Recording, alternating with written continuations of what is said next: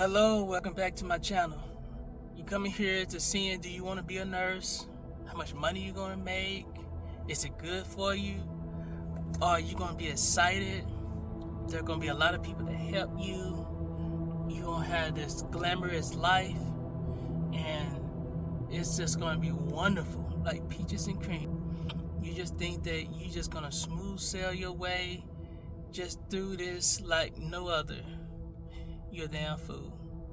You're a fool. It ain't gonna work that way. I'm just gonna keep it real. The money that you get ain't gonna be worth it. You're gonna be like, oh my God, I get paid this much money. Depends on your LP and RN. It said, this is what I get paid. And I gotta go through and take all these fires, all these pills that you gotta go. If you're in assisted living, you got 30 people, 40 people that you have to tend to, that you have to give shots to, that you have to make sure that you got to take care of, that you have to write down all the troubles that's going through. It is very hard to do it. I'm not going to lie to you.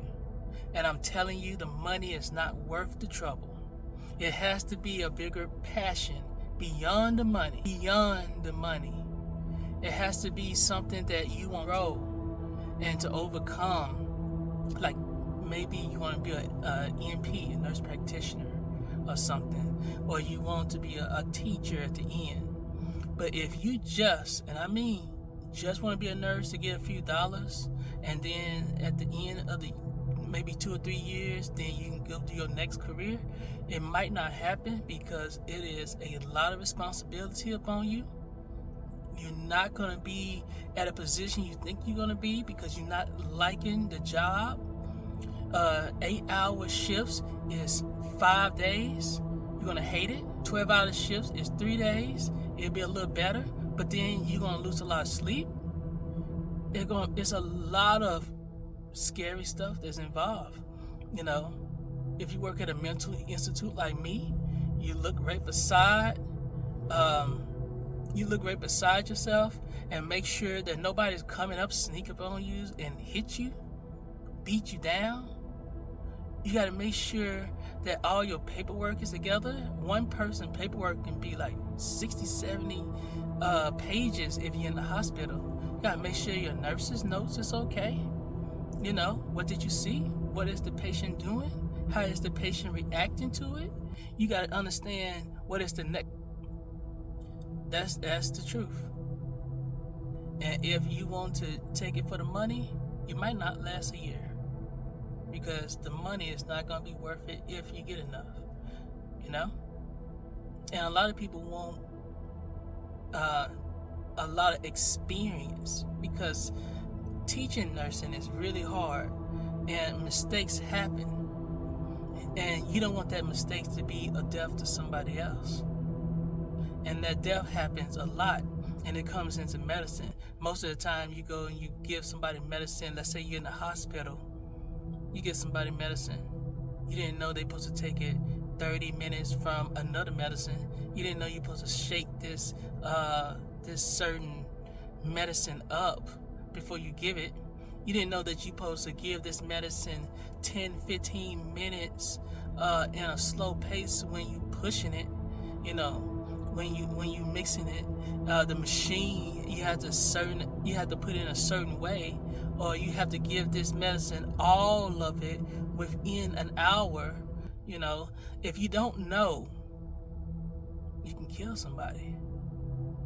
And this is a learning curve, not for you, but just for your patient as well. And then when you ask somebody, they bully you because they were like, you don't know that? They didn't teach you that in school?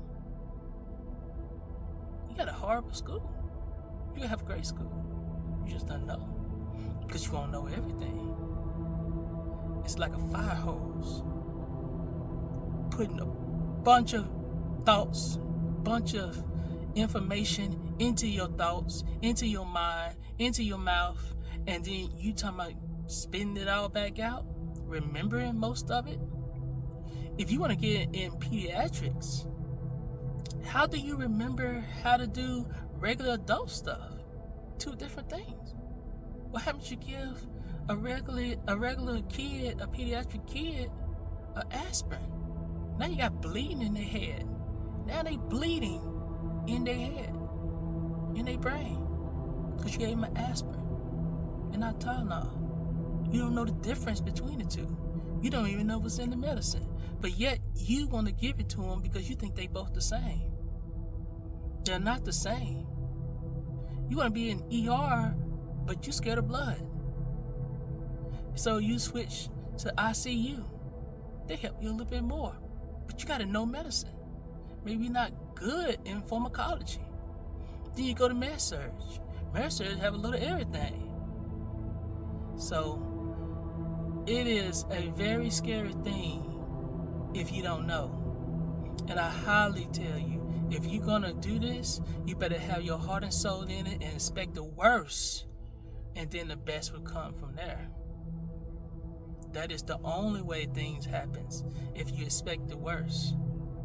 If, and I'm just saying if, you have a friend that's there and is willing to teach you and know how to maneuver your way around while you're learning, you do that.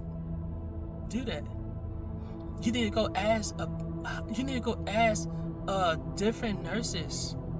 How is this flow is? How is this hospital? Because you might be going to a hospital that do a lot of bullying. They don't teach you anything, and then you be on your own, sitting in the car, crying, wishing that you never came to work. You know how many women do that? You know how many guys do it? A lot. So I'm telling you right now, for your own sake, don't be a nurse just because you want little dollars. There's a lot of other things you can do. Most nurses, the average nurse only stays 3 months. 3 months. And then they go and then they say they can't do it, and then they want to give up. And they do. They normally give up. So I'm telling you, stay the course if you're going to do this. Learn much as you can. Have friends. If you like this, give me a message. Love is a key. God bless. Peace. 3 months. And then they go and then they say they can't do it. And then they want to give up. And they do. They normally give up.